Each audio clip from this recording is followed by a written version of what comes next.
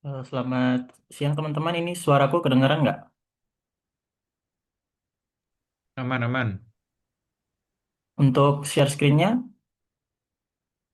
Udah kelihatan, Ri. oke.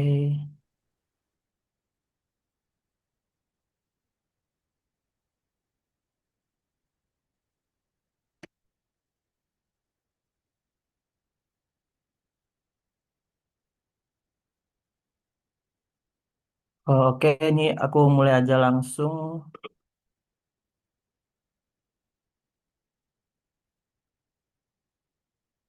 sentirannya. Di sini disclaimer dulu ya, belajar bareng ya teman-teman, soalnya AKMD emang materinya banyak, jadi kalau misalnya ada yang salah atau ada yang kurang dari aku, bisa langsung on mic atau di chat, nambahin yang sesuai ya. Ini kita bahas soal UTS tahun kemarin. Ini ada beberapa yang udah aku coba kerjain. Jadi kalau misalnya ada yang punya pendapat beda langsung on mic atau on cam aja ya. Atau di chat. Oke, ini untuk AKM nih kita kan materinya ada 6 ya. Dari non-current liabilities, utang jangka panjang, ekuitas, kemudian ada EPS, laba per saham, ada juga investment di utang maupun di saham, pengakuan pendapatan, dan akuntansi syariah. Di UTS tahun 2003 ini juga udah mencakup semua sih UTS 2024 kemarin. Kayaknya RPS-nya sama aja. Nih, jadi aku langsung mulai aja. Nanti kalau ada yang mau bertanya bisa di chat atau on mic ya. Nah, yang pertama ini kan nanya terkait pernyataan yang tepat di pilihan ABCD-nya ini. Dia nanyain terkait EPS, cara perhitungan EPS. Nah, EPS itu kan laba per saham ya. Itu laba per saham untuk saham biasa. Nah, rumusnya itu ini udah aku buat di Excel-nya. Itu ada net income dikurangi sama dividen preference. Dividen untuk preference shares dibagi dengan WASO. WASO-nya apa itu? Weighted average ordinary shares outstanding atau rata-rata tertimbang jumlah saham biasa yang beredar. Nah, ini kan di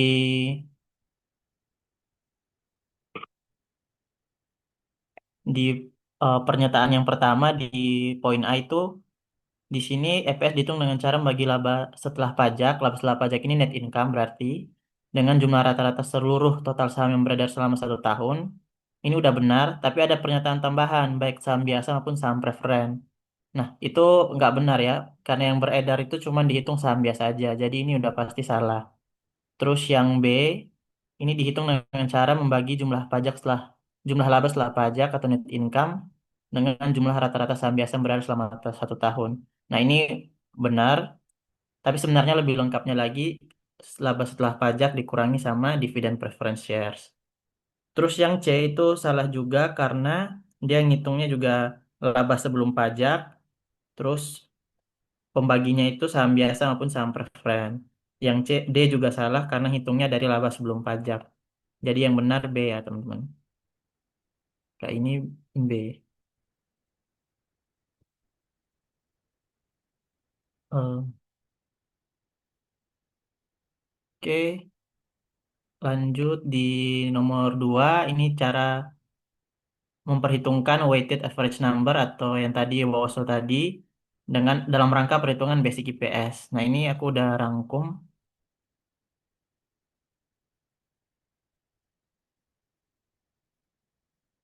Nah, untuk pilihan A itu kan dia pembelian saham biasa atau treasury shares.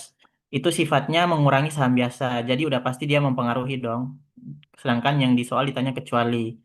Terus yang B itu konversi saham preferen menjadi saham biasa. Berarti saham preferen ini fiturnya itu convertible.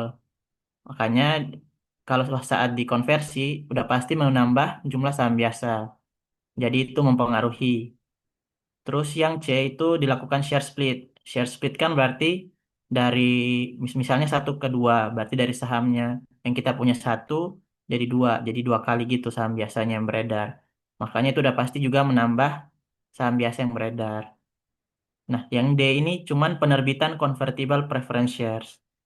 Jadi ini udah yang nggak masuk dalam perhitungan basic IPS itu adalah penerbitan convertible preference shares. Tapi kalau misalnya di soal ditanya, oh ya ini karena hanya terbit doang ya. Jadi waktu jurnal kan cuman eh, cash pada share capital preference dan share premium preference. Nggak ada pengaruh ke ordinary shares atau share ordinary. Tapi kalau misalnya ditanya dilutit, dilutit IPS berarti sebenarnya penerbitan convertible ini juga berpengaruh ke penghitungan dilutit IPS. Tapi karena ditanya basic makanya dia nggak pengaruh.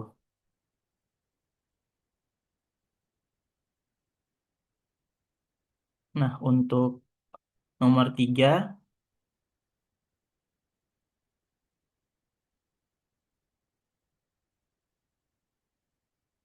pada tanggal 1 Desember perusahaan membeli opsi untuk membeli. Di sini ada kata-kata kuncinya opsi untuk membeli. Opsi ini kan ada dua jenis ya teman-teman. Ada call option sama put option. Nah, call option itu adalah opsi untuk membeli, sedangkan put option itu adalah opsi untuk menjual. Jadi di sini udah pasti jawabannya yang berhubungan sama call option. Opsi untuk membeli 500 lembar saham senilai, oh ya di sini tuh aku udah cek kalau misalnya di sini mungkin typo atau gimana. Di sini seharusnya 300.000 ya. Kalau soalnya kalau dia 30.000, nilai saldonya nggak mungkin selisihnya sampai 10 juta. Jadi ini harusnya 300.000 di sini. Jadi waktu dia beli, dia pasti akan jurnal call option pada cash senilai 150 juta.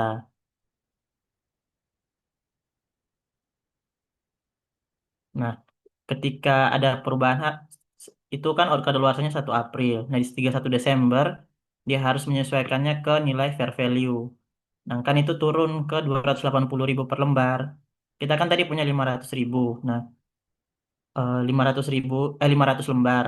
500 lembar dikali 280.000 itu kan 140 juta.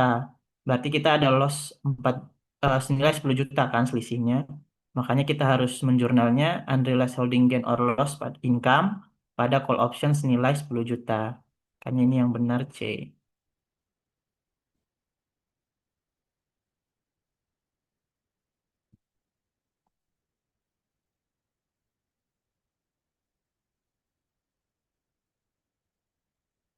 Selanjutnya untuk nomor 4, pengakuan pendapatan untuk pembayaran yang di muka. Pembayaran muka yang tidak dapat dikembalikan ketika pembayarannya dilakukan untuk masa manfaat selama 3 tahun.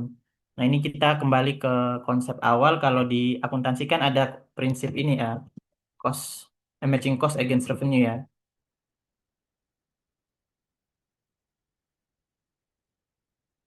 Nah, ini kan dia masa manfaatnya 3 tahun. Jadi, dia itu harus dipisah. eh, Kan kita buat laporan keuangannya kan per tahun kan. Per 1 Januari sampai, umumnya per 1 Januari sampai 31 Desember.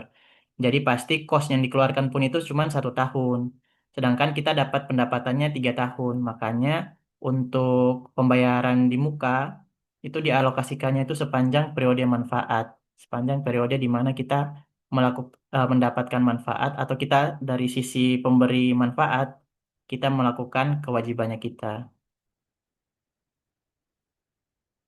Jadi dia nggak bisa langsung diakui, eh, pendapatannya itu nggak langsung diakui.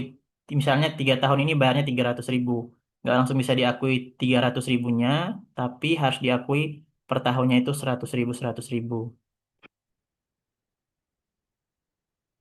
Yang kelima ini atribut penilaian aset dalam akuntansi syariah kecuali, nah di akuntansi syariah ini kan berbasisnya ini, berbasis hukum syariah ya atau hukum Islam ya. Nah, di dalam hukum syariah itu kan kita nggak mengenal yang namanya bunga karena itu kan sifatnya riba. Jadi untuk yang pengukuran nilai ini yang dikecualikan dalam akuntansi syariah itu adalah present value. Kenapa? Karena present value itu pasti kita butuh tingkat bunga atau rate-nya. Sedangkan dalam hukum syariah itu sifatnya riba, makanya nggak ada present value. Nggak, makanya di hukum syariah itu nggak, akuntansi syariah itu nggak ada time value of money.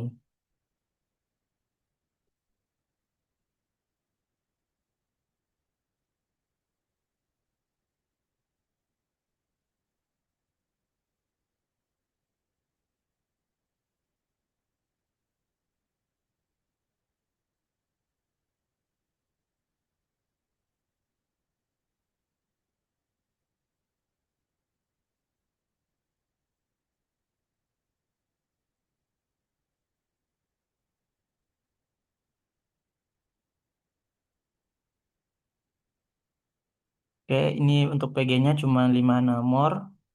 Sampai sini ada yang mau bertanya? Oke, kalau nggak ada, aku lanjut ke IC. Nomor satu ini terkait perbedaan akuntansi syariah dengan konvensional. Ini ada di PPT yang dibagikan ibunya.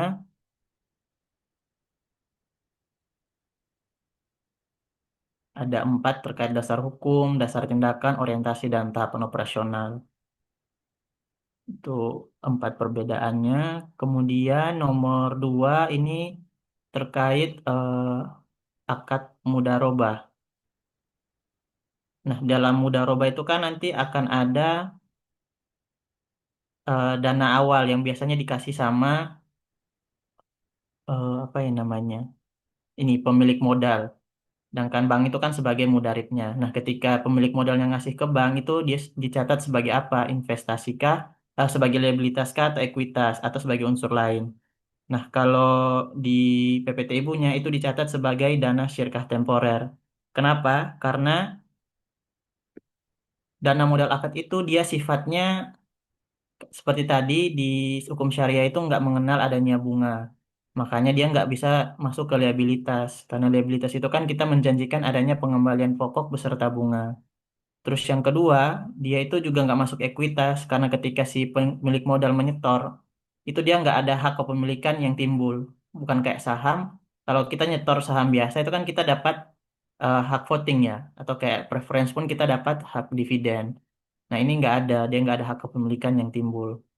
Makanya itu juga nggak masuk ekuitas. Nah makanya di dalam akuntansi syariah itu ada tambahan satu pos namanya dana syirkah temporer. Nah, untuk dana mudorib ini itu dia masuknya ke dana syirkah temporer. Ini udah ada contohnya di PPT ibunya juga dari pemilik dana itu sebagai investasi, tapi nanti di dalam pengelola dana yaitu mudaribnya itu dicatat sebagai dana syirkah temporer. Alasannya yang kayak tadi ya, dia bukan liabilitas karena nggak ada bunga, bukan ekuitas karena nggak ada hak kepemilikan, makanya masuknya ke DST.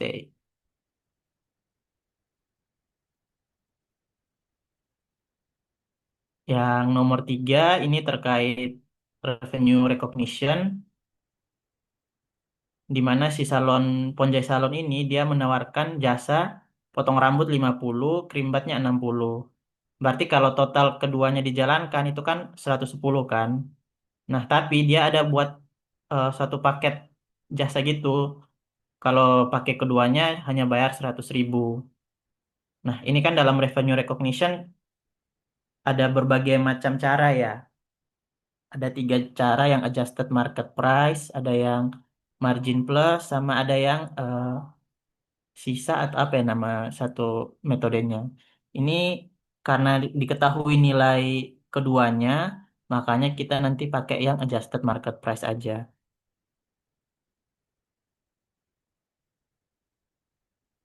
Ini kan harganya sekian. Nah, adjusted market price ini kita pakai proporsi, proporsi terhadap eh, nilai pasarnya.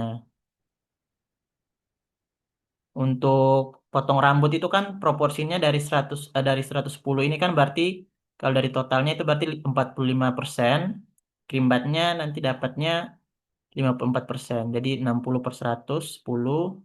Kemudian ada juga yang 50 per 110. Nah, sedangkan yang dibayar. Nah, ini ada pelanggan yang namanya Amanda. Ini dia pakai paket itu. Yang dibayar Amanda kan cuma 100. Sorry, ini salah.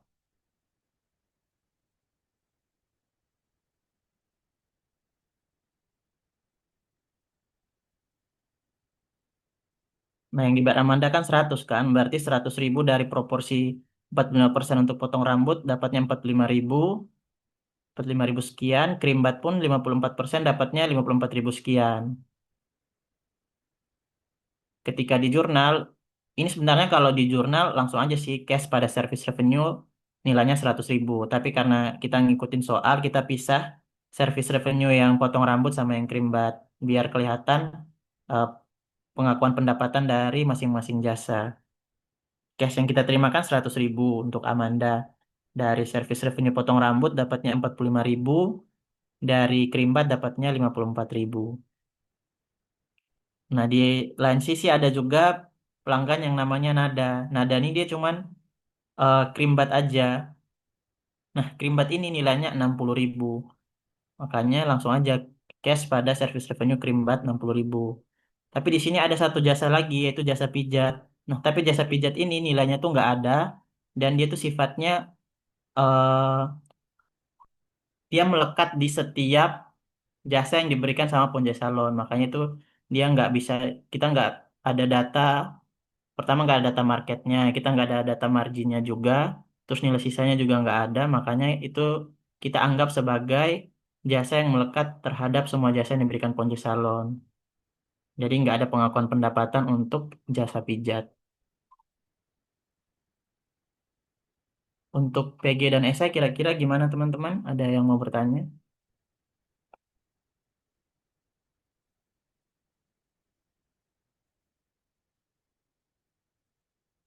Oke, kalau nggak ada nih aku langsung ke studi kasus.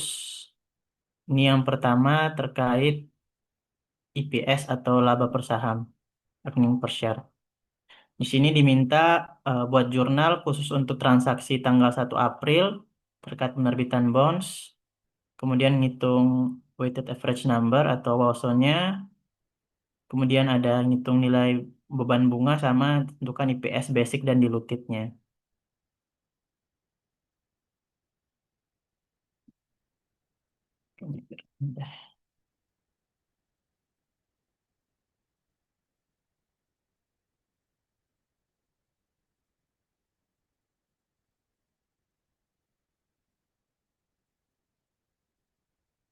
Nah, ini kan yang pertama itu cuma diminta ngitung buat jurnal penerbitan obligasi tanggal 1 September, 1 April. Kan yang kita tahu ya, kalau untuk penjurnalan, penilaian utang jangka panjang, obligasi ini kan utang jangka panjang, lebih dari 3 tahun ya. Lebih dari 1 tahun ya, dia jangka waktunya 3 tahun, itu dinilai pada present value-nya. Nah, untuk present value, kita kan butuh berarti ada jangka waktunya, kita butuh tingkat bunga pasar atau biasanya effective rate atau di Mankeo yield to maturity date, yield to maturity. Di sini kan diketahui kita punya ada 5.000 lembar obligasi dengan nilai parnya itu masing-masing 1 juta. Kemudian jangka waktunya 3 tahun.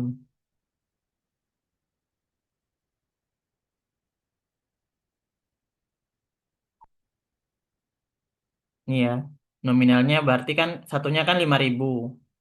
Kita kan punya satunya 1 juta, 1 lembar. Kita punya 5.000 lembar, berarti nilai nominal yang bisa kita dapatkan itu 5 miliar. Dengan jangka waktu 3 tahun, kupon rate-nya itu 8%, bunga tercatat. Kupon rate atau stated rate-nya 8%, dan market rate-nya yaitu 10%. Nah, untuk menghitung present value, nilai yang kita pakai itu, tarif yang kita pakai itu adalah market rate ya. Karena kupon rate ini dihitung hanya untuk digunakan untuk menghitung bunga yang dibayar atau cash paid-nya. Market rate-nya ini yang digunakan untuk amortisasi, ngitung present value dan amortisasinya. Jadi tabel yang nanti dilihat itu adalah tabel yang 10%. Ini kebetulan di sini udah periodenya udah dikasih tahu cuman 3 tahun aja, nggak ada kita pilih. Kalau misalnya pembayaran bunganya semi annual atau semesteran, berarti nanti market rate yang kita lihat itu 5%, tapi periodenya yang 6. Ini karena 1 tahun, berarti market rate-nya tetap 10%, dan periodenya 3.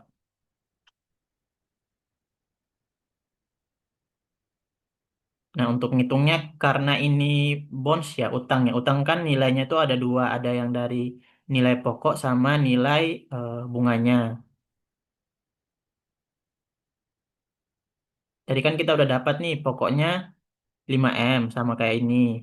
Nah, bunga itu dari mana? Bunganya itu dari 8% kupon rate-nya ini dikali sama nilai nominalnya. Dapatlah 400 juta. Kita lihat Nah, ada dua jenis faktor kan di sini present value faktor. Yang pertama itu yang biasa PVIF, yang kedua itu yang anuitas. Untuk pokok ini karena pembayarannya cuma sekali di akhir, jadi kita pakai yang biasa. Sedangkan bunga ini kan pembayarannya setiap periode. Jadi kita pakai yang anuitas. Nah, ini untuk faktornya bunga tuh dapat pakai yang 2,4, sedangkan pokok pakai yang 0,7. Maka nanti kita dapat PV-nya masing-masing itu sekian, totalnya jadi 4,7. Nanti kalau kita jurnal, berarti kan nanti di bonds-nya dinilai pada present value-nya.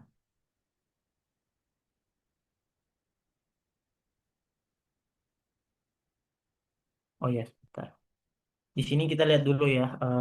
Kalau ada terkait laba per saham ini, kita harus pastikan membaca laporan keuangan khususnya bagian equity ya. Karena itu kan nanti memberikan data terkait nilai par masing-masing saham, yaitu ordinary ataupun preference.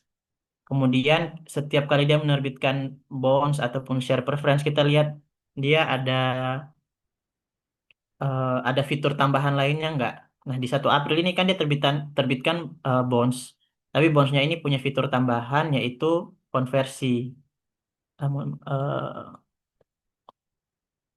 nih, setiap lembar obligasi ini dapat dikonversi jadi 200 lembar saham biasa. Obligasi yang dapat dikonversi tersebut diterbitkan sebesar nilai nominalnya. Jadi ketika nanti pembelinya beli bondsnya, dia tuh bisa pakai fitur konversi ini untuk menjadi 200 lembar saham biasa. Nah, kalau misalnya kita biasanya kan kalau untuk jurnalnya itu kalau bonds biasa aja cash pada bonds nilainya present value kan. Tapi karena ada fitur tambahan konversi ini, maka kita cash yang kita terima pun tetap full yaitu 5M. Nah, selisihnya itu masuk ke mana? Selisihnya ini nanti akan memunculkan akun yang namanya share premium conversion equity sebesar selisihnya. Jadi ketika ada fitur-fitur tambahan khususnya fitur konversi itu nanti nilainya nggak cuma di present value kan aja uang yang kita terima tapi juga uang yang kita terima tetap full sebesar nilai nominal dan selisihnya itu masuk ke share premium conversion equity itu terkait jurnal di 1 April.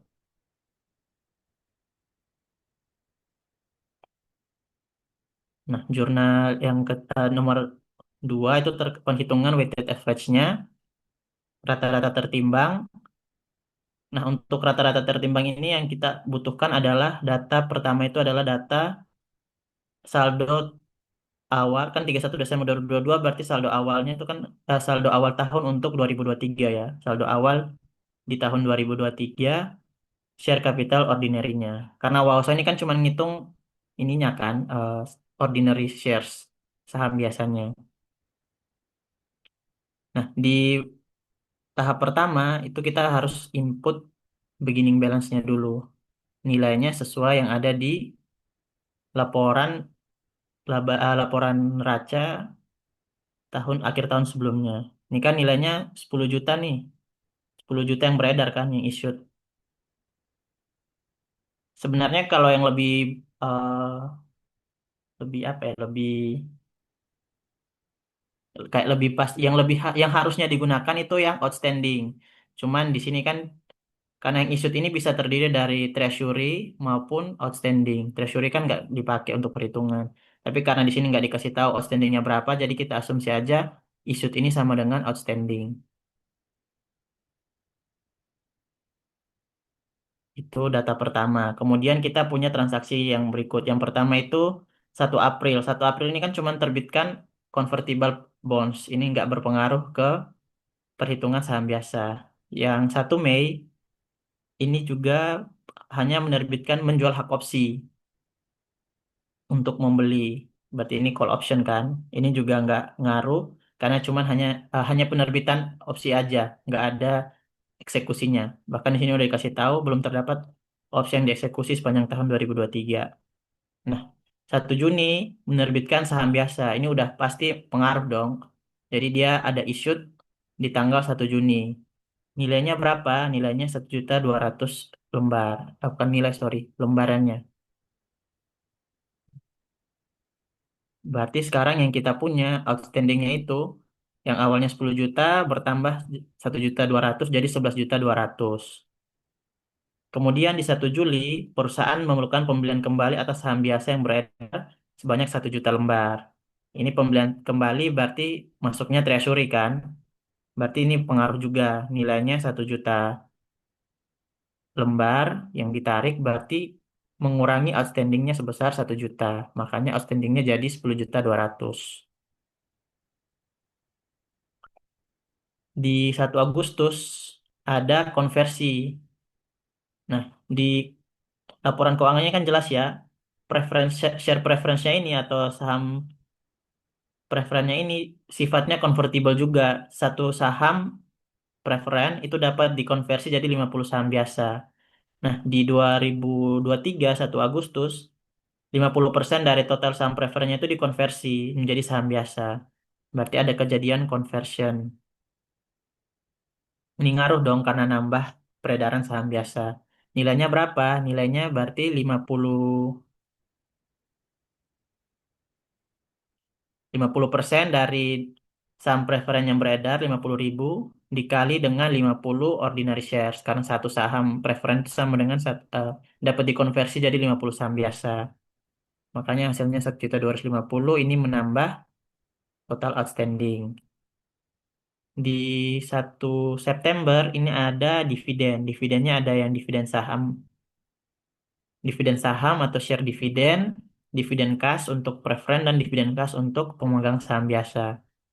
Nah, dari dua jenis dividen ini, cash sama share dividen, yang ngaruh ke perhitungan WOSO itu cuma share dividen aja. Karena share dividen ini berarti menambah jumlah saham biasa yang beredar. Berarti ini ada event share dividen. Nilainya berapa? 5% dari total saham biasa yang beredar kan? Nah, saham biasa yang beredar kita kan sekarang di 11.450. Makanya itu dikali 5%, dapatlah tambahan 572.000 sekian. Totalnya di 12 juta. Di 1 November, itu perusahaan melakukan pemecahan saham atau share split 1 menjadi 2. Rasio 1 banding 2. Jadi yang tadinya 1, sekarang jadi 2. Berarti outstandingnya kan tadi 12 juta. Berarti kalau jadi 2, berarti nanti jadi 24 juta. Berarti nilai tambahannya selisihnya aja 12 juta. Nah, ini total outstanding sampai akhir tahun kan, karena nggak ada data lainnya lagi, berarti sampai akhir tahun 24 juta. Tapi, ini kita nggak bisa langsung total 24 bagi 12. Itu kan jadinya perhitungan rata-rata biasa aja kan.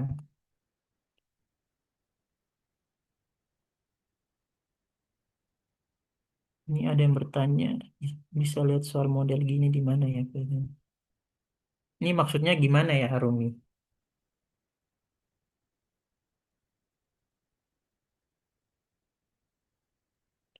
Oh, untuk yang B ini kan kalau nggak ada fitur konversi, iya.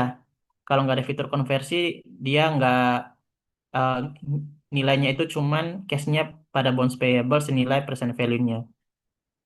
Makanya kalau ada fitur konversi ini menambah menambah harga jual dari bondsnya, makanya dia tetap dapat 5M. Karena sebenarnya kan dia dijual pada ini ya, pada diskonnya. Karena kupon yang dia tawarkan 8%, marketnya 10%. Jadi sebenarnya punya dia itu nggak menarik. Jadi waktu dia jual tuh sebenarnya pasti akan di bawah nilai nominalnya. Tapi supaya dia tetap dapat nilai nominalnya, seharga nilai nominal, dia tambahkan lagi fitur konversi ini. Makanya dia tetap dapat cashnya 5M. Oke, aku lanjut ya terkait outstanding. Kalau kita langsung 24 juta bagi 12 itu nanti nilainya average biasa. Sedangkan untuk perhitungan ini kita pakai weighted average. Nah, weighted average ini memperhitungkan masa waktu atau jangka waktunya. Tapi kita lihat juga ada dua kejadian penting yang terjadi, yaitu share split sama share dividen. Nah, share split sama share dividen ini sifatnya itu retrospektif. Artinya apa? Itu dia mempengaruhi, seolah-olah mempengaruhi dari awal tahun anggaran, awal tahun buku. Jadi kita harus melakukan yang namanya restatement berdasarkan share dividen dan data share dividen dan data share split yang ada. Share dividennya tadi kan itu 5% ya. Berarti dia akan dilakukan restatement sebesar 1,5 1,05 sorry. Karena 5% kan 0,05 ya. Sedangkan share split itu menjadi dua, makanya dia harus di restate sebanyak dua kali. Jadi kalau ada share dividen, ada share split, kita harus lakukan yang namanya restatement. Nah, share dividen ini kan terjadinya di 1 September. Berarti restatementnya itu hanya sampai pada tanggal 1 Agustus.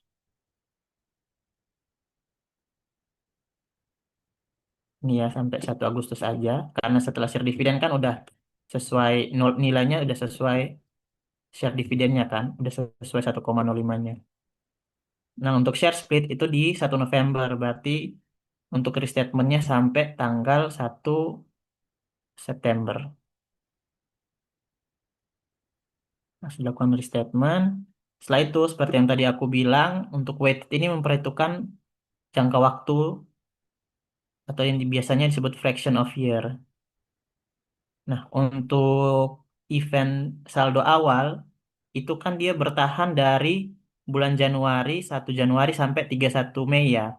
Itu kan ada 5 bulan. Berarti jangka waktunya itu 5/12.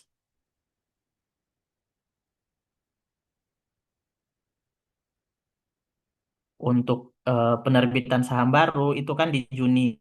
Dia bertahan dari 1 Juni, sedangkan kita ada event baru di tanggal 1 Juli, berarti cuma 1 bulan aja. Makanya di sini 1/12.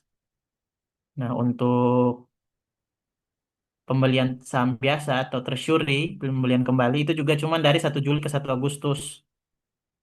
Makanya nilainya fractionnya juga 1/12. Kemudian untuk convertible preference itu dari 1 Agustus ke 1 September. Makanya juga 1/12. Nah, untuk pembagian saham biasa itu fractionnya dari 1 September sampai 30 Oktober. 3 Oktober. Itu kan sebenarnya 2 bulan ya. Cuman di Excel dia nggak bisa 2/12. Dia udah langsung disederhanakan jadi 1/6. Ini harusnya 2/12. Share split juga dia dari 1 November ke 31 Desember. Makanya fraction of year-nya 2/12. Nah, barulah kita ngitung rata-rata tertimbangnya. Dikali aja dari outstanding-nya, dikali sama restatement share dividend, restatement share split, kali fraction of year-nya. Didapatlah sekian. Ini di total yang menjadi loss-nya. 22.513.750. Nah, ini baru sampai eh, perhitungan weighted average-nya. Tadi kan rumusnya net income. Sorry, ini berarti udah terjawab ya nomor 2 ya. Perhitungan weighted average number of ordinary shares outstanding. Sampai di sini ada yang mau bertanya. Intinya kalau perhitungan WOSO ini harus perhatikan restatementnya sama fractionnya. Dan ya jenis-jenis transaksinya juga sih, karena ada transaksi yang kayak nomor 1 ini dia memang bisa di convert tapi dia kan belum terjadi sama nomor 1 April sama 1 Mei. Jadi itu nggak ngaruh ke perhitungan saham biasa yang beredar. Oke, kalau nggak ada yang bertanya, aku lanjut. C itu terkait perhitungan nilai beban bunga untuk penerbitan obligasi di 1 April. Nah, cara ngitung beban bunga itu gimana? Beban bunga kan tinggal market rate-nya dikali sama carrying amount-nya atau carrying value-nya. Interest expense-nya itu carrying value dikali market rate. Udah, kita kan tadi punya market rate-nya berapa? 10%. Carrying amount-nya 4,7 dari bonds payable ya. Berarti 10% kali 4,7 M. Tapi kita lihat masa waktunya juga. Ini kan baru terbit April ya. Berarti dari 1 April sampai 31 Desember bulannya ada 9. Berarti nanti dikali 9/12. Dapatlah 356 juta. Itu interest expense di tahun 2023. Nah, selanjutnya terkait perhitungan IPS-nya ada yang basic dan diluted. Nah, untuk basic ini terbilang cukup sederhana karena kita kan udah ada data Wawasannya udah ada di sini, net income-nya kita udah dapat dari soal dividen preference. Nah, kita tinggal cari dividen preference shares-nya. Di sini kan udah dikasih tahu nih di 1 September dividen preference shares-nya itu berapa, yaitu 10.000 per lembar bagi pemegang saham preferen. Di awal tahun kita punya 50.000 kan pemegang sahamnya yang beredar. Tapi di 1 Agustus 50%-nya udah dikonversi jadi saham biasa. Jadi kita sisa punya 50%-nya yaitu 25.000. Makanya 25.000 kali 10.000 nanti. Dapatlah 250 juta. Nah, tapi ini mungkin jadi bahan diskusi juga. Aku juga belum terlalu paham. Di sini ada satu fiturnya itu kumulatif, 10% kumulatif. Nah, biasanya itu kan kalau di Menkyo kemarin kan saham preferen itu dividennya itu tetap ya, baik bentuk persentase maupun bentuk nominalnya langsung. Tapi di sini dikasih tahu kalau nilainya itu 10.000 per lembar. Sedangkan ada di sini nilainya 10% kumulatif. Kalau menurutku 10% kumulatif ini apa? Artinya kalau tahun kemarin dia nggak bayar dividen, kan apa preferen itu keuntungannya dia tiap tahun harus dapat dividen kan? Nah, kalau tahun lalu dia nggak dapat dividen, berarti dia harus bayar PT Garuda Muda ini harus bayar 10% dulu dari dividen yang akan dibagikan untuk pemegang saham share preferen. Tapi kita asumsikan dia tiap tahun tetap bayar, makanya nggak ada munculin fitur, kita nggak ada ngitung dividen yang tertangguh. Jadi langsung aja 25.000 lembar dikali 10.000 dapatlah 250 juta. Udah kita tinggal ngitung basic EPS-nya. 10,8 M dikurang dividen preference shares dibagi wawasannya dapatlah 468,6 rupiah per lembar saham. Nah, itu untuk basic IPS-nya. Nah, untuk dilutit itu agak sedikit panjang caranya karena dia ada dua metode. Untuk dilutit ini kan kita memperhitungkan sekuritas-sekuritas yang sifatnya dilutif. Sekuritas sifat dilutif itu apa? Sekuritas yang dapat menggerus nilai EPS-nya. Menggerus kan berarti mengurangi kan, mengurangi nilai IPS-nya. Dia itu ada dua metode, ada yang namanya metode if converted dan metode treasury.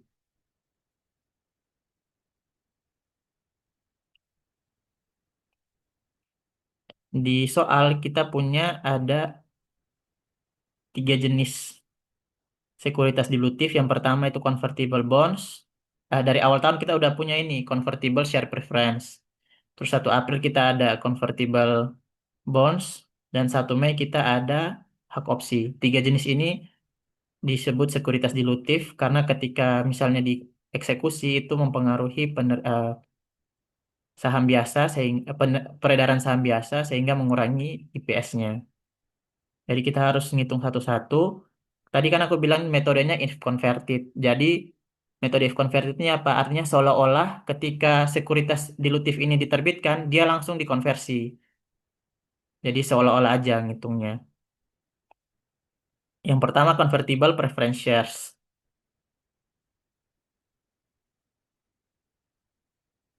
Untuk convertible preference shares ini kita kan udah punya dari awal tahun eh, 50.000, tapi kan sisanya 25.000 aja kan.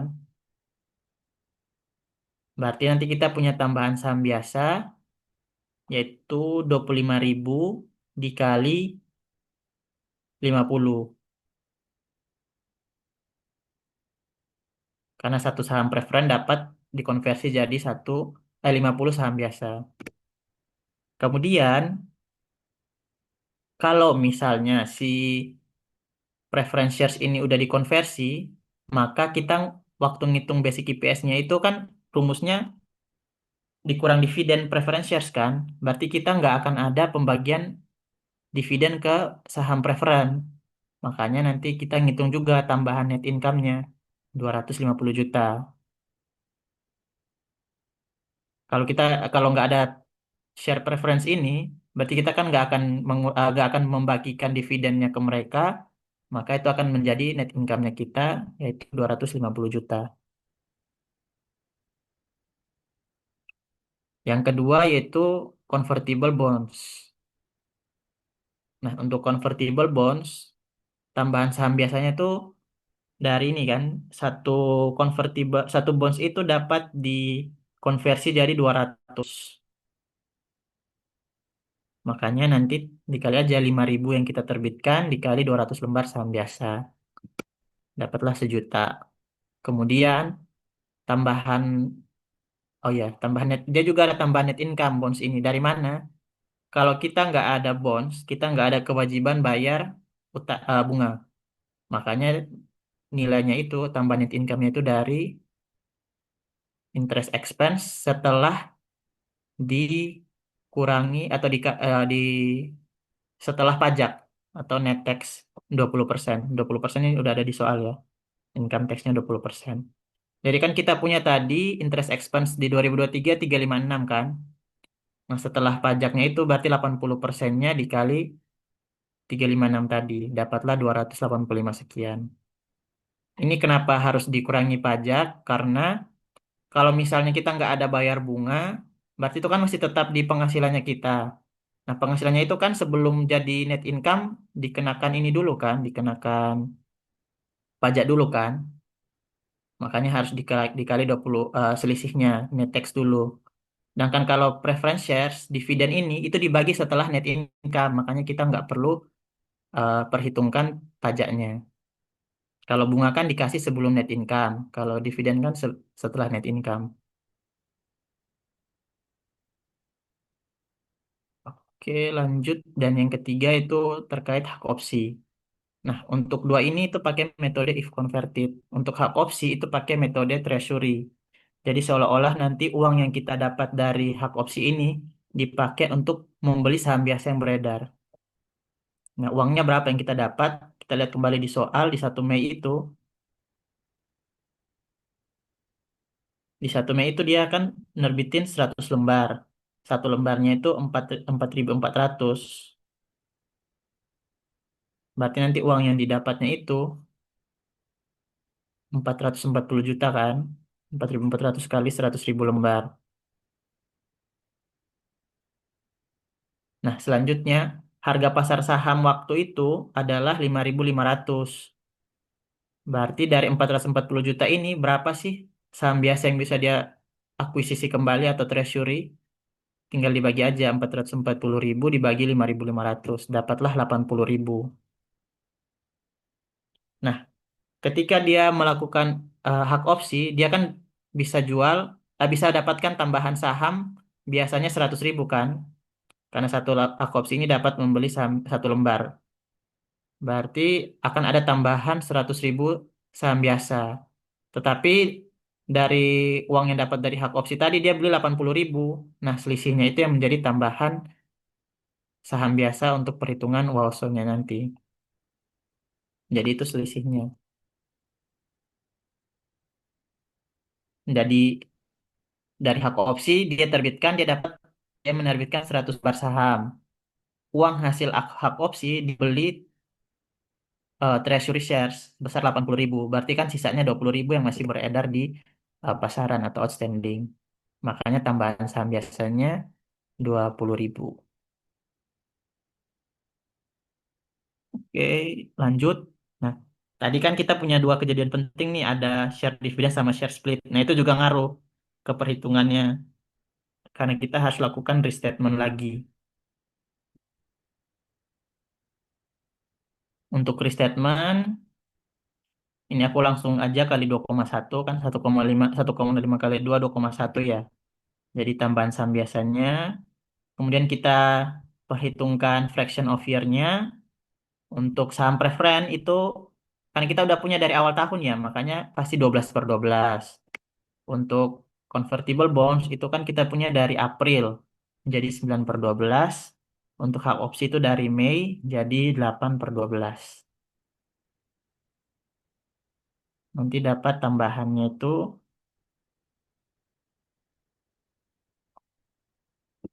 8.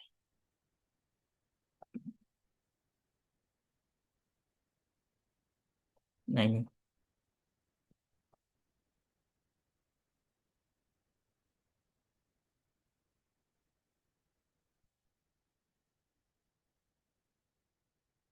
dapatlah tambahan saham biak Walsonya itu adalah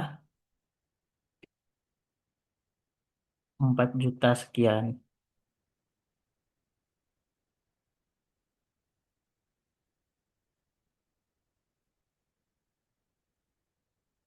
Nah setelah udah dapat, sekarang kita ngitung net income. Net income tambahan kan dari sini kan, dari yang awal. Nah untuk ngitung diluted ini kita tetap rumusnya harus dari basic dulu ya. Jadi net income awal dikurangi dividen saham preference shares dikurangi 250, tapi ditambah lagi kalau dividennya nggak preference sharesnya nggak ada. Jadi sebenarnya saling menghilangkan gitu. Tapi ya rumusnya gitu. Jadi tambah dividennya preference shares dulu, dikurang dividen preference shares-nya dulu, terus ditambah jika preference shares-nya nggak ada, terus ditambah tambahan net income dari bunga yang kalau tidak ada utang. Kemudian wasonya tadi yang kita punya 22 juta ditambahan. Kemudian tambahan dari dilutitnya, sekuritas dilutit, tinggal dibagi deh. Net income bagi wasonya, dapatlah dilutit IPS-nya 414,52.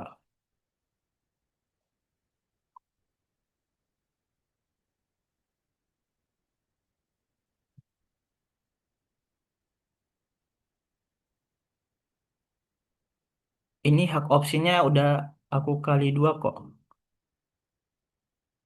Atau yang mana?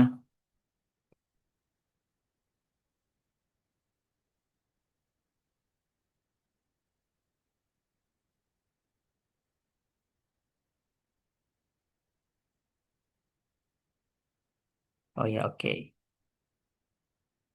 Kita lanjut. Ada yang mau bertanya lagi? Boleh by chat atau on mic.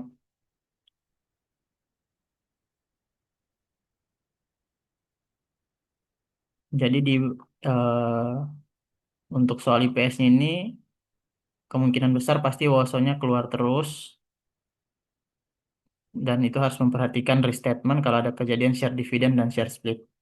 Untuk aku nggak tahu apakah ada event lain yang harus di restate, tapi kalau di buku itu cuma ini dua kejadian ini share dividend sama share split.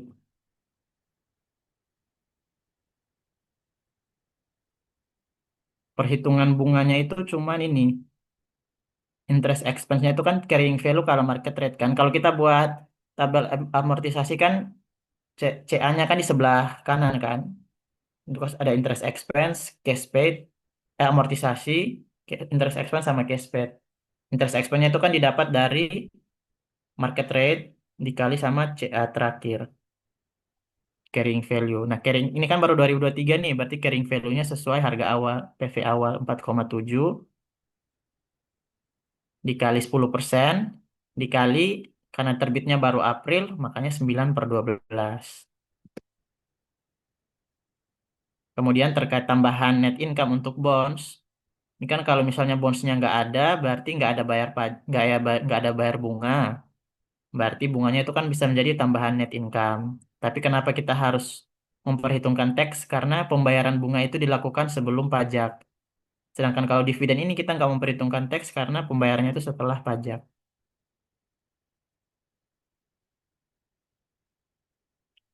Terkait restatement itu kalau yang aku baca itu sifatnya eh, retrospektif. Jadi seolah-olah itu dari awal tahun saham kita itu udah bertambah sudah ada pertambahan 5% dan sudah dikali dua.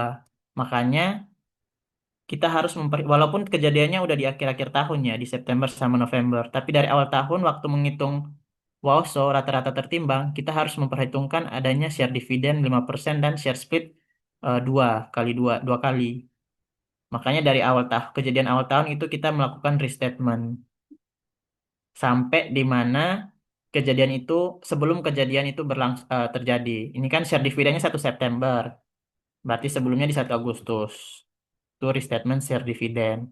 Untuk share split terjadinya di 1 November, berarti dia sampai di tanggal 1 September aja restatementnya kayak gitu. Jadi harus tetap ada restatement. Dan jangan lupa ada fraksi waktunya, fraksi bulannya.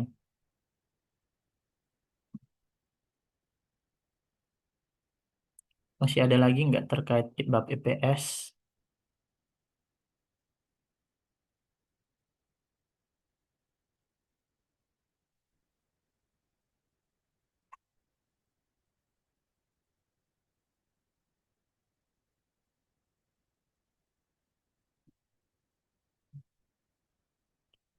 Oh, ini untuk perhitungan. Sebenarnya untuk ngitung diluted EPS ini harus ngitung satu-satu sih. Ini, oh ya, aku lupa itu ya, terkait anti dilutifnya. Jadi kalau misalnya ada salah satu instrumen yang sifatnya anti dilutif, itu nggak diperhitungkan dalam perhitungan diluted EPS. Jadi kita harus cek dulu, misalnya terkait preference shares. Ini kan tambahan net income-nya 250. Berarti,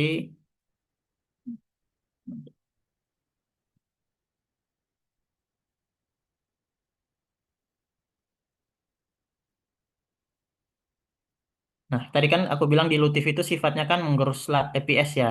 Tapi ada yang namanya anti dilutif. Justru setelah ada kejadian convertible menambah EPS. Makanya nanti waktu perhitungan, kalau misalnya sifatnya anti dilutif, dia nggak dimasukkan dalam perhitungan diluted EPS.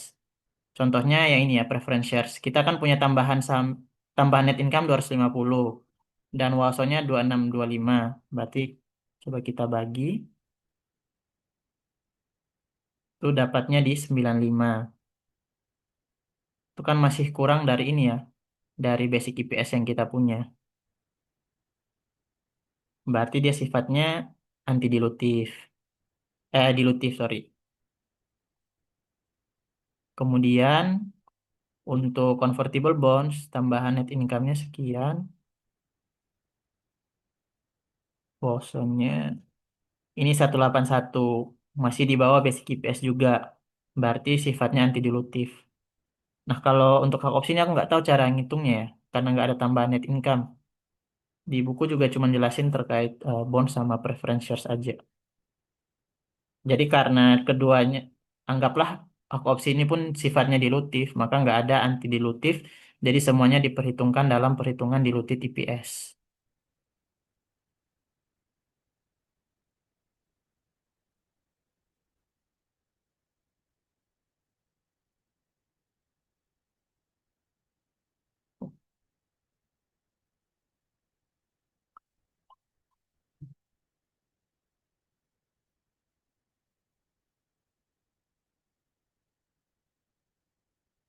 Oke, aku lanjut ya, bab selanjutnya investment. Nah, untuk bab ini dari bab non-current liabilities, kemudian equity sama EPS, itu kita sifatnya kita berada di pihak investi atau kita yang membutuhkan dana. Jadi makanya setiap kali kita ada penerbitan bonds ataupun penerbitan saham, jurnalnya pasti debitnya cash. Nah, masuk di bab investment itu kita dari pihaknya investor. Jadi bagaimana investor mencatat investasi yang dilakukan. Investasinya itu ada dua, ada yang investasi saham atau equity investment dan investasi utang atau debt investment. Jadi ini nanti POV-nya udah berubah ya, bukan lagi sebab kita yang butuh duit, tapi duit kita kebanyakan, jadi kita investasi. Nah, untuk investasi ini, itu pun ada jenis-jenisnya ya. Ada yang tadi dua itu, kemudian dari dua itu pun dibagi lagi jenis-jenisnya. Untuk investasi utang itu ada tiga, HFC, Held for Collection, HFCS, sama trading. Held for Collection and Selling, dan trading. Kemudian untuk equity investment itu didasarkan kepemilikannya. Kurang dari 20% itu trading, 20 sampai 50 itu eh, apa ya, equity lah, nama nama method equity method, fair value method, dan yang oh ya dan yang ketiga itu di atas 50% itu konsolidasi.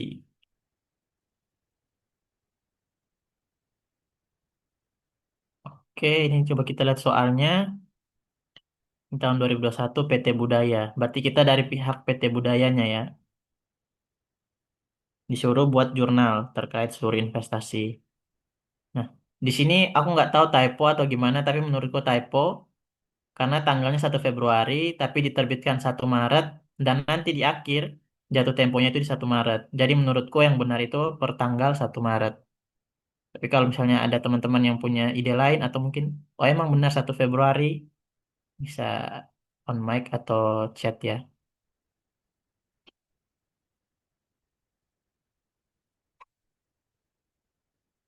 Nah, di sini kan 2021 kan, dia ada 3 tahun nih dibagi 21, 22, 23. Di tahun 2021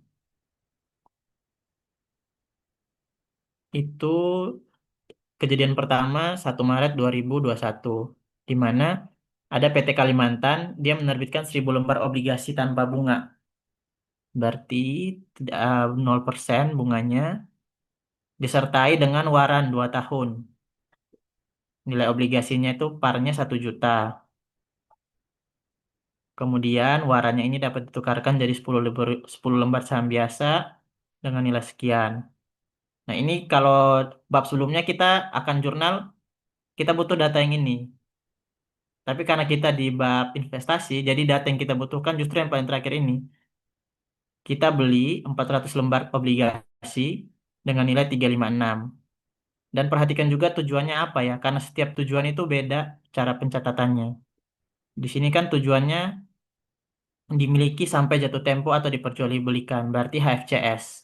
Nah, HFCS ini dicatatnya itu pada fair value.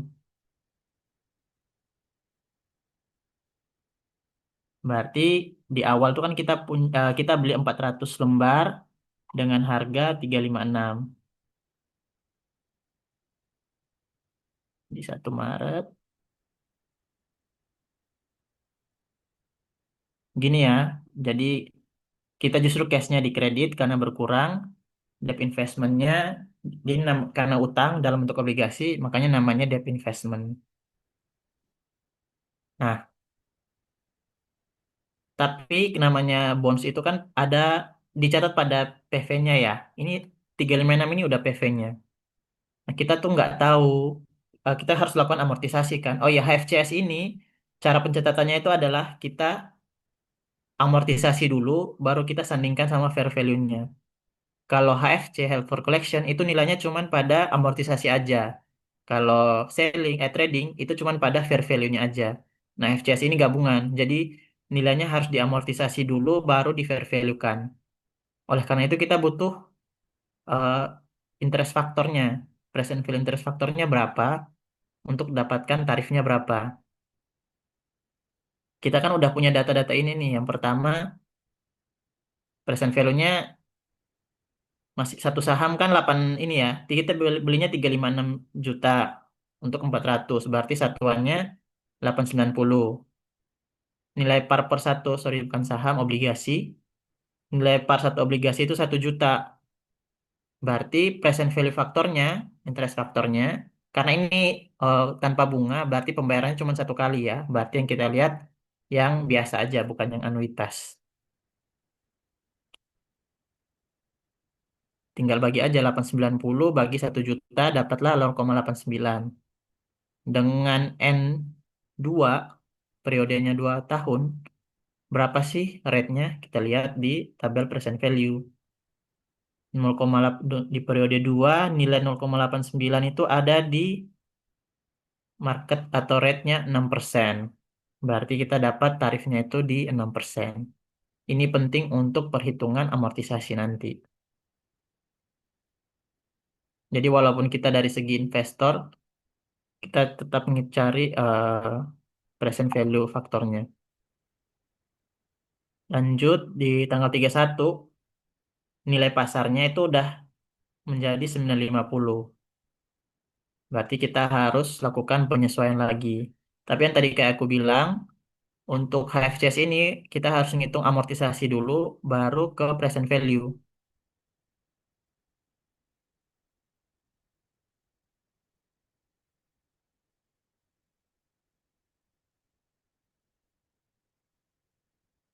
Nah, ini terkait ini tabel apa ya? Tabel amortisasi ya, amortisasi bunga. Aku harap teman-teman ini udah paham rumusnya. Ini sebenarnya kolomnya itu biasanya ada empat. Ada tanggal. Kalau kita dari sisi investor berarti interest cash receive, kemudian interest revenue sama carrying amount. Tapi karena sifat bondsnya tadi tanpa bunga, berarti kita nggak akan terima cash kan selama periode berlangsung. Makanya langsung aja interest revenue. Tadi interest revenue kan rumusnya market rate dikali carrying amount. Di 1 Maret waktu kita beli carrying amount-nya 356, 1 Maret 2021, berarti untuk 1 Maret 2022 carrying amount-nya itu dapat dari carrying amount awal ditambah interest revenue-nya. Tapi kita kan catatnya bukan di 1 Maret 2022 ya. Kita buat laporan keuangannya di 31 Desember. Maka kita harus lakukan penyesuaian sesuai jumlah bulan. Ini ya, dari Maret ke Desember kan 10 bulan ya. Jadi interest revenue-nya cuma 10/12 dikali 21 ribu ini, 21 juta.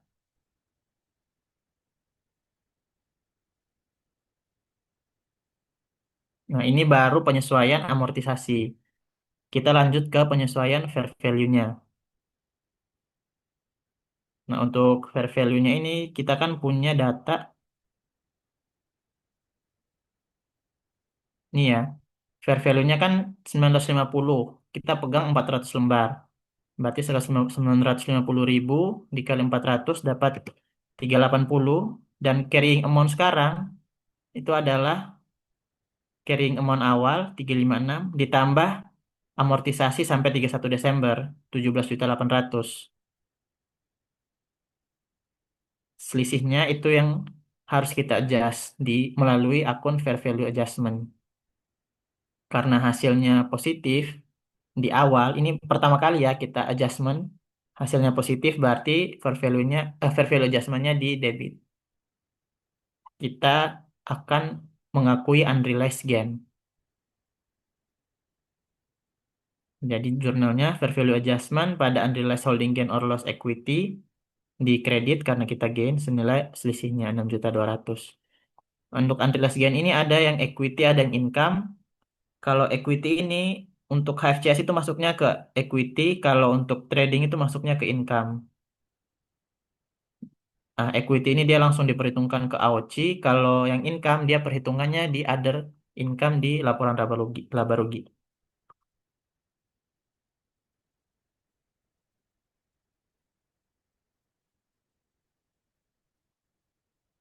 Oke, ini udah penyesuaian ya. Penyesuaiannya sebesar 6.200.000. Kita lanjut di tahun 2022. Di tahun 2022, transaksi pertama itu yang diketahui di 1 Juni. Nah, kita pakai perusahaan budaya ini, pakai hak opsinya, hak warannya untuk membeli saham biasa.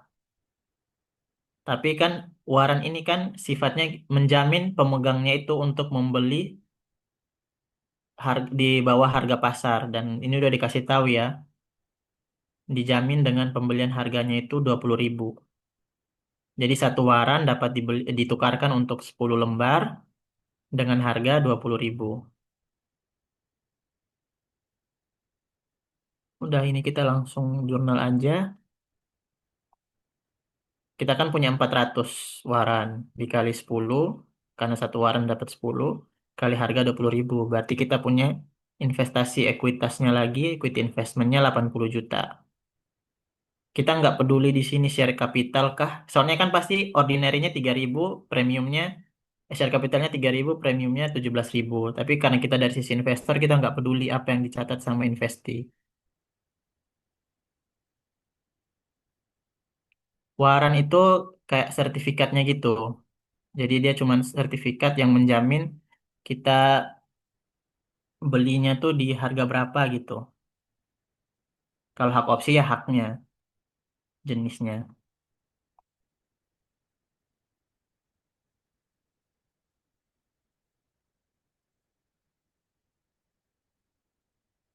Lanjut ke 1 Juli. Nah, di 1 Juli kita ada transaksi penjualan obligasi yang kita punya sebesar 25%. Nah, tadi yang aku bilang karena ini sifatnya FCS, maka untuk perhitungan obligasinya kita harus amortisasi dulu, baru fair value, baru kita sandingkan dengan harga jualnya.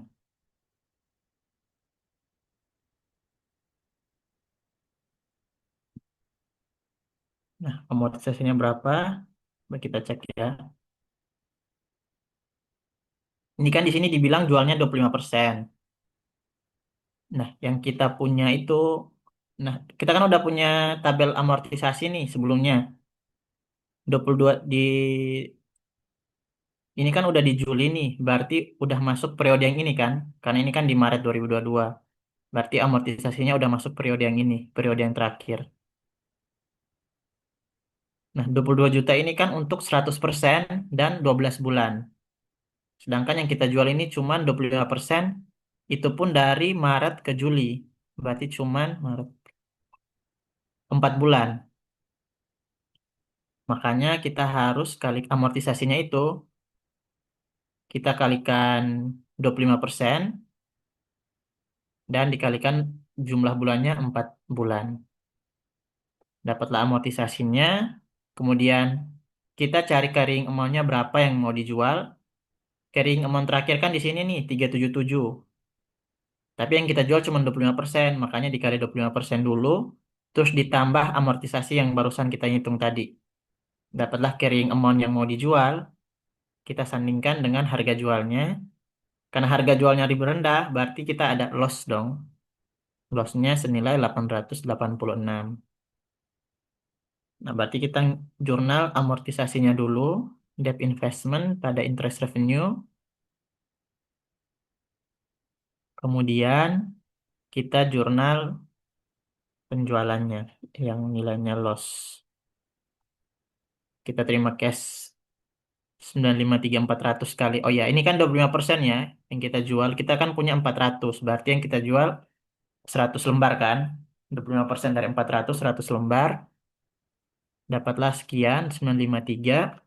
Kemudian nilai amortisasinya 9596 sesuai carrying amount-nya. Dan ada kita akui loss. Selanjutnya di 1 Desember, 31 Desember itu penyesuaian lagi nilai fair value-nya.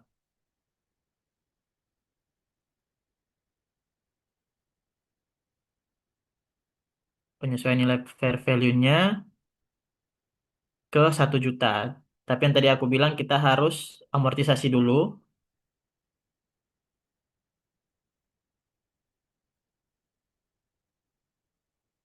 Nilainya berapa? Amortisasinya kan tadi 25% ini udah kita jual ya. Berarti sisa 75%. Dari sini ini kan udah 75% tuh.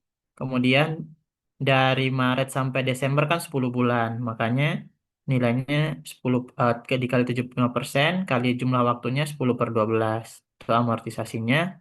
Kemudian carrying amount terakhir sisa 75% dikali 75%. Nah, itulah kita dapat carrying amount yang sekarang yaitu 297 juta. Berarti kita jurnal amortisasinya senilai 14 juta.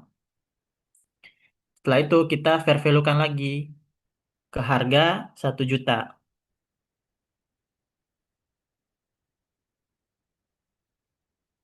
1 juta berarti kan kita punya 300 kan. Berarti 300 juta nilainya. Selisihnya itu 2830 fair value adjustment.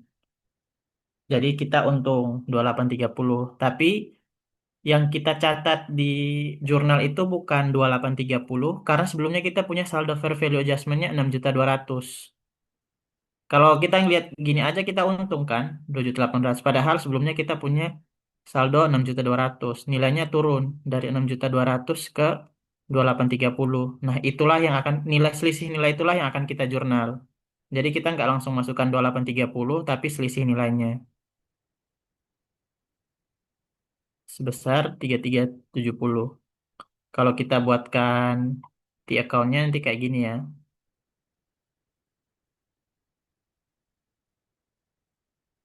Sebelumnya kita punya 6.200.000, kemudian saldo terakhir di 2830. Berarti ada kredit 3370. Makanya fair value adjustment-nya di kredit, kita mengakui adanya loss sebesar 3.370. Oke, selanjutnya di 2000 lanjut untuk penyesuaian saham. Nah, untuk equity investment ini kita kan nggak tahu nih waktu dia eh, convert hak warannya, gunakan hak warannya, eksekusi, itu persentasenya berapa. Jadi aku di sini pakai asumsi dia masih di bawah 20% dan sifatnya non-trading. Jadi rumusnya equity investment, dia kan jadi 25.000 ya. 25.000 kali 400 itu kan 100 juta. Sedangkan di awal kita punya saldonya 80 juta. Makanya pasti ada penambahan equity investmentnya 20 juta, kemudian ada gain yang kita akui 20 juta. Kalau misalnya kita pakai, ini aku pakai non trading. Kalau pakai trading, maka di sini nanti masuknya bukan equity investment tapi ke fair value dulu. Karena non trading, jadi dia langsung mempengaruhi nilai equity investment.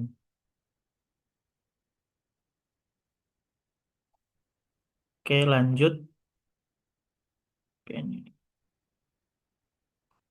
ini ya, fair value-nya 100 juta, 25.000 kali 400, carrying value-nya yang awal tadi, maka ada gain 20 juta. Nah, selanjutnya di 2023 ini cuman karena udah jatuh tempo ya, PT Kalimantan menarik seluruh obligasi yang beredar. Jadi ya udah kita langsung balik aja jurnal awalnya. Sorry bukan jurnal awalnya tapi eh, nilai terakhirnya kan awalnya kan 400 udah jual bersisa 75% jadi sisa 300 kan. Cash pada debt investment pokoknya berarti senilai 300 juta. Itu terkait jurnalnya.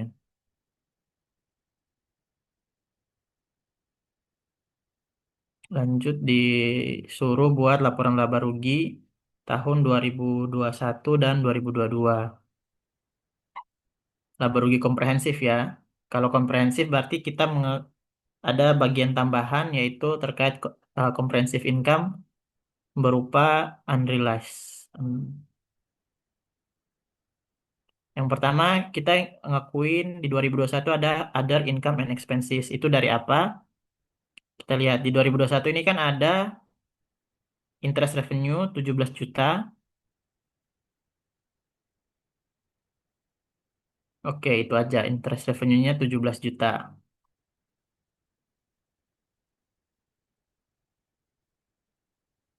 Interest revenue berarti kita dapatkan net income-nya 17.800.000. Nah, kemudian kita karena komprehensif, kita harus ngakuin adanya under comprehensive income, yaitu berupa unrealized UHGL tadi. Nah, di 2021 itu kan cuman ada satu kali ya, di penyesuaian debt investment-nya. Nilainya 6.200.000 dan gain, berarti menambah net income. Makanya dapatlah comprehensive net income-nya 24 juta. Itu 2021. Nah, di 2022, sama juga kita pastinya ada interest revenue.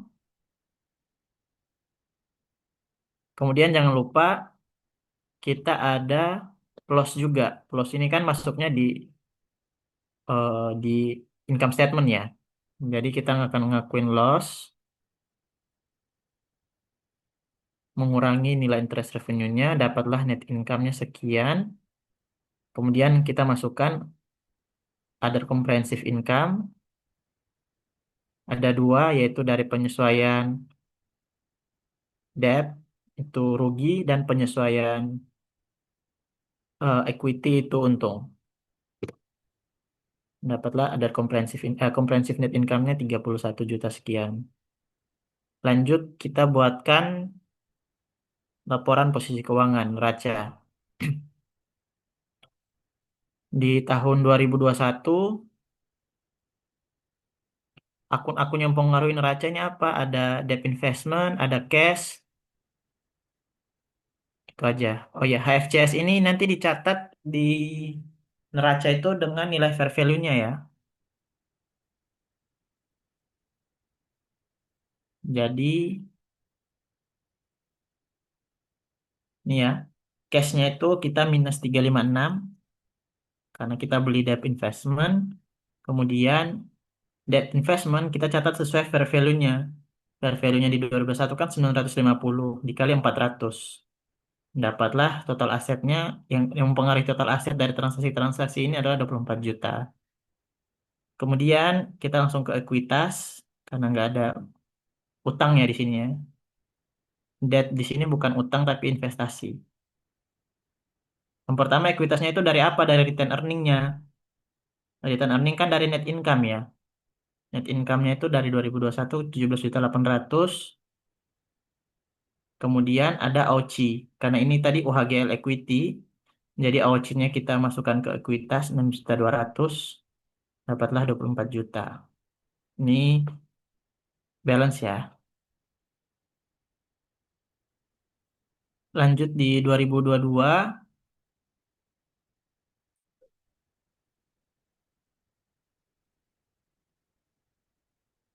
cash-nya itu ada dari ini ya, kita beli equity investment, kemudian kita jual bonds. Selisihnya sekian, debt investmentnya dicatat pada fair value 1 juta, dapatlah 300.000, 300 juta. Kemudian kita ada equity investment yang dicatat juga pada fair value 100 juta.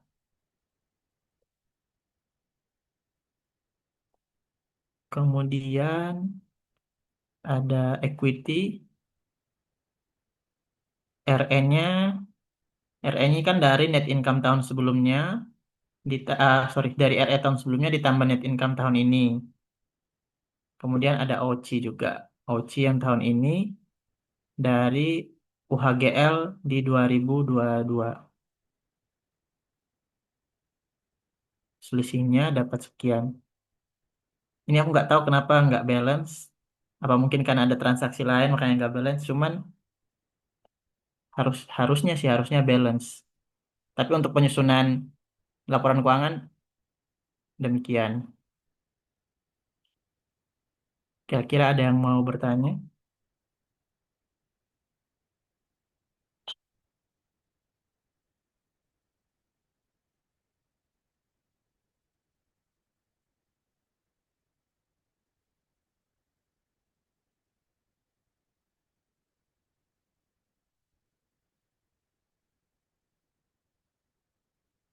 Oke, kalau nggak ada, aku lanjut ke soal terakhir terkait revenue recognition untuk kontrak jangka panjang konstruksi.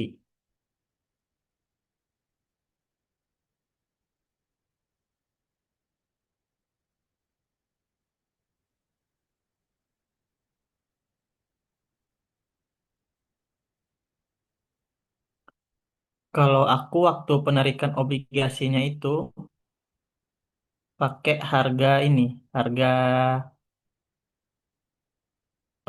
carrying amount-nya. Carrying amount-nya kan per 1 Maret pastinya udah dijatuh tempo kan, berarti udah sesuai nilai nominalnya.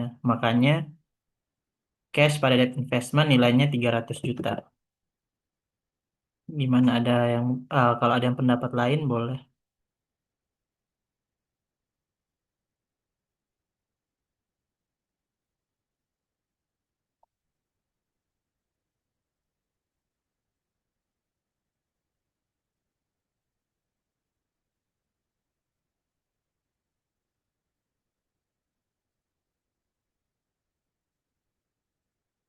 Oke, kalau nggak ada pertanyaan aku lanjut ke soal terakhir, revenue recognition terkait kontrak jangka panjang. Ini di soalnya itu kalau kontrak jangka panjang ini sebenarnya ada dua metode yaitu percentage of completion sama metode yang satunya lagi itu apa ya namanya?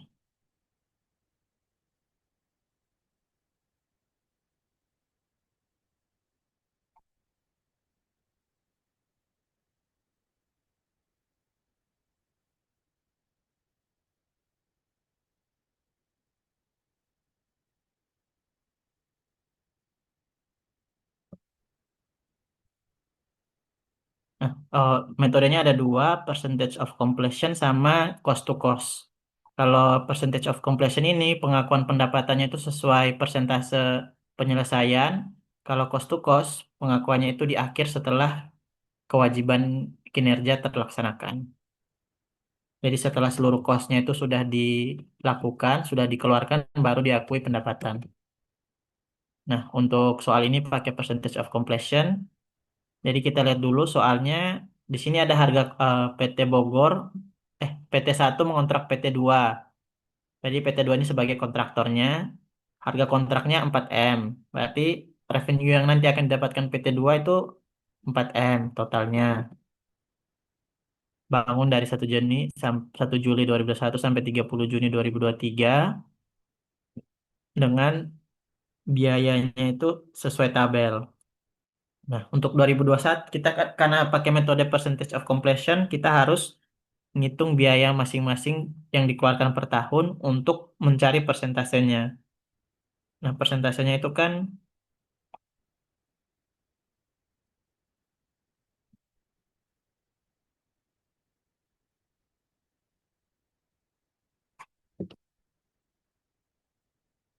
rumusnya ini ya. Rumusnya itu cost incurred to date, biaya yang terjadi sampai tanggal tanggal misalnya laporan keuangan, cost yang terjadi dibagi estimasi terakhir total cost. Nah, di 2021 cost terakhir itu adalah 800 juta dan estimasi biaya masih ada estimasi biaya untuk menyelesaikan 2,4. Berarti rumusnya kita kan cost incurred to date 800 dan estimasi totalnya berarti 800 yang sudah terjadi ditambah dengan 2.400.000 yang masih akan terjadi. Totalnya berarti 3,2, persentasenya berarti dari 800 per 3,2 dapatlah 25%. Nah, total harga kontraknya 4M. 25% ini kita kalikan sama 4M, dapat revenue-nya 1 miliar. Karena nggak ada pengakuan pendapatan sebelumnya, maka prior revenue-nya itu nol. Berarti untuk pengakuan pendapatan sekarang itu 1 miliar. Kemudian cost-nya itu adalah 800. Pendapatan kurang cost, dapatlah gross profit-nya, yaitu 200 juta. Berarti untuk 2021, perhitungannya sekian ya. Dari harga kontrak 4M, biaya 800, total biayanya 3,2, persentasenya 25%, pendapatannya 1M, gross profitnya 200 juta. Nah, di 2022 masih sama, kontraknya nggak berubah, masih tetap 4M. Akumulasi biayanya udah 2,5 M dan estimasinya 8,5. Kalau kita total, berarti ada perubahan estimasi 200 juta. Yang kita pakai bukan lagi 3,2 tapi 3,4 ini ya. Karena rumusnya most recent, berarti yang paling terakhir, estimasi paling terakhir. 2,5 dibagi 3,4 dapatlah 75%. 75% ini dikali 4M, revenue tahun ini 3M. Tapi kita udah ngakuin tahun 2021 1M. Jadi untuk periode 2022 yang kita akui cuman 3M dikurang 1M, 2M. Dari 2M ini biaya yang untuk ngitung gross profitnya kita kurangi biaya yang terjadi di 2022. Biaya yang terjadi berapa? Dilihat dari total biaya tahun ini yaitu 2,5 dikurangi sama biaya yang udah terjadi tahun kemarin 800. Dapatlah 1,75 M, ya 1,75 M, dan selisihnya itu adalah current period revenue dan current cost-nya, itu gross profit-nya 250 juta. Di 2023 ini udah selesai dong karena udah nggak ada estimasi biaya lagi untuk menyelesaikan. Jadi dia dapat penghasilan 4M, total biayanya 3,4, berarti estimasinya kan udah nol nih. Total biayanya 3,4, biaya yang udah dikeluarkan 3,4. Persentasenya udah jelas 100% kan? Berarti pendapatannya tuh di 100% kali 4M 100%. Biaya yang udah pendapatan yang udah diakui di periode sebelumnya 3M kan? Berarti untuk periode 2023 yang bisa diakui itu cuman bukan, pendapatan yang terjadi di 2023 itu cuman 1M. 4M kurang 3M. Kemudian biayanya dari biaya total yang biaya di 2023 dikurangi biaya yang udah terjadi di tahun sebelumnya. Akumulasi biaya tahun sebelumnya 2,55. Dapatnya 850. Selisihnya ini adalah 150 juta. Itulah gross profitnya. Kalau kita jumlah gross profitnya itu sama dengan 600 juta.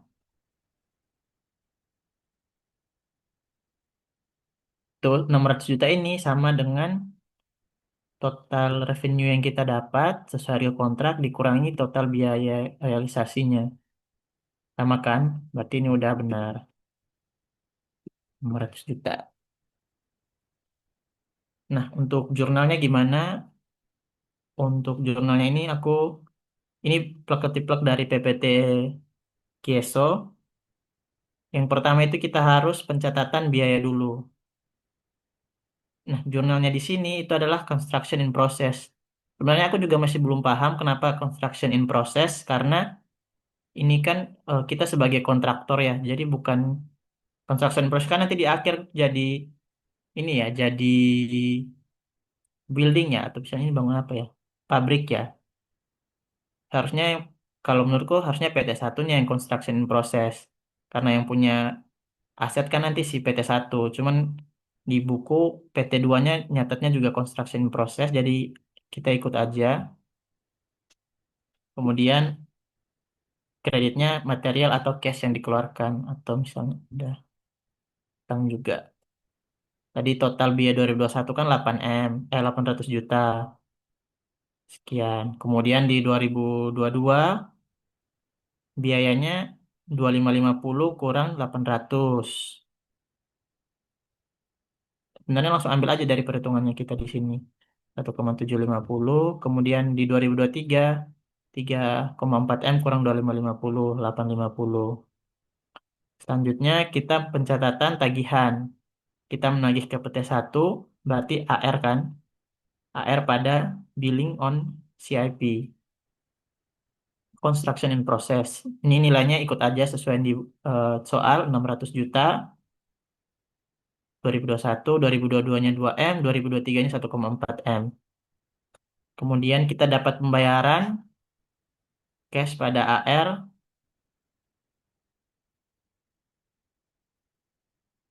senilai 500 juta untuk tahun pertama, 2M tahun kedua, dan 1,4M tahun ketiga. Nah, selanjutnya kita mencatat gross profit, revenue-nya. Revenue di tahun pertama yang kita dapatkan 1M kan. Dari 1M ini, itu ada construction expense 800 juta. Selisihnya itu CIP, itu gross profit-nya, ini nanti dimasukkan ke dalam CIP. Untuk mencatat pengakuan pendapatan, jurnalnya kayak gini. Jadi, CIP gross profit, construction expense pada revenue from long term contract. Revenue-nya 1M, kemudian expense-nya 800 juta, selisihnya 200 juta dimasukkan ke CIP. Itu untuk tahun pertama, tahun kedua pun demikian. Di revenue-nya 2M, biayanya 1,750, gross profit-nya 250. Tahun ketiga juga revenue-nya 1M, biayanya 850, gross profit-nya 150. Kemudian nanti di akhir tahun ketiga, kita membalik jurnal CIP karena udah selesai, jadi billing on CIP sebesar 4M senilai bangunannya, kontraknya.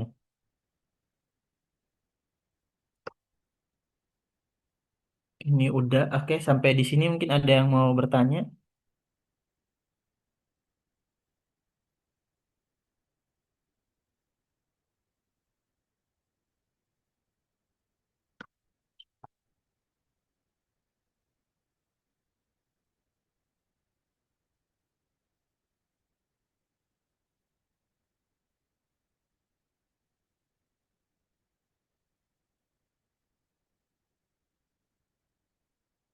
Oke, kalau nggak ada aku mungkin review singkat aja. Oh ya, kalau untuk pengakuan pendapatan ini ada banyak sebenarnya, cuman eh, yang perlu diingat mungkin terkait yaitu 5 step pengakuan pendapatan dimulai dari pengakuan kontrak, kemudian ada identifikasi kewajiban, alokasi harga, kemudian perhitungan pendapatan dan pengakuan pendapatannya. Terus ada jenis-jenis kontrak, ada yang consignment, ada bill and holds, ada return, dan juga ini terkait kontrak jangka panjang. Kemudian kalau di bab investasi dan tadi aku bilang investasi itu ada dua, ada yang investasi saham dan investasi utang. Investasi utang itu ada 3 jenis, ada yang HFC dicatat pada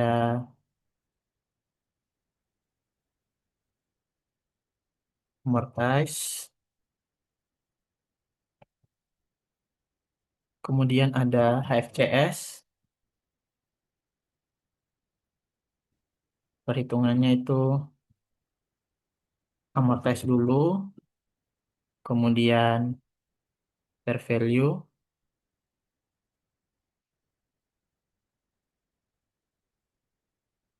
kemudian yang ketiga itu credit. Ini dicatat pada fair value.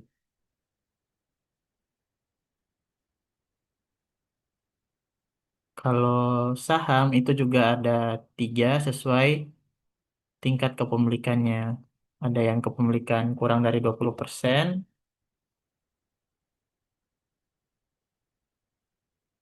itu dicatat pada fair value. Kemudian 20 sampai 50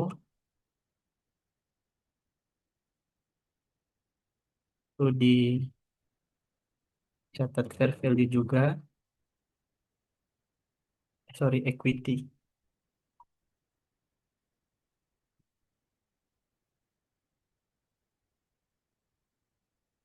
Kemudian ada consolidation, di atas 50%.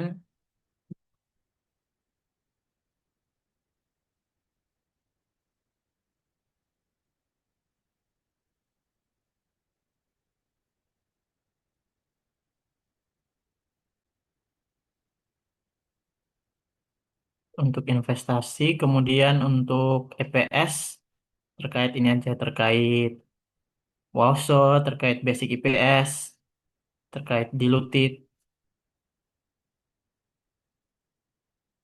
kemudian apa ya, akuntansi syariah.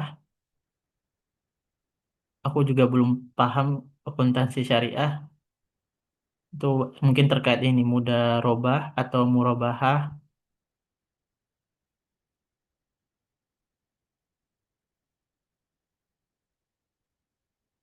Oke, itu aja. Ada yang mau bertanya lagi mungkin terkait soal UTS atau terkait AKM?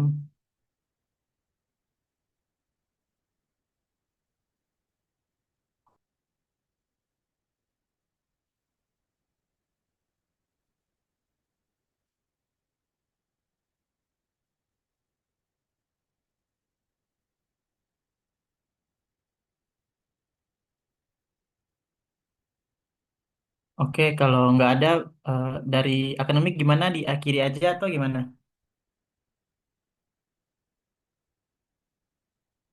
Oke, nanti Excelnya aku kirim di grup D3 pajak ya.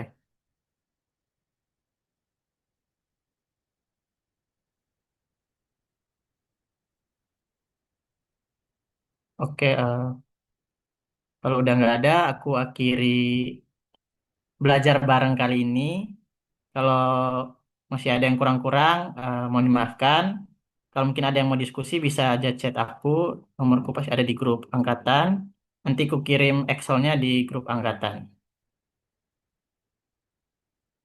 Oke, aku cukupkan sentirannya sampai sekarang. Selamat sore. Makasih.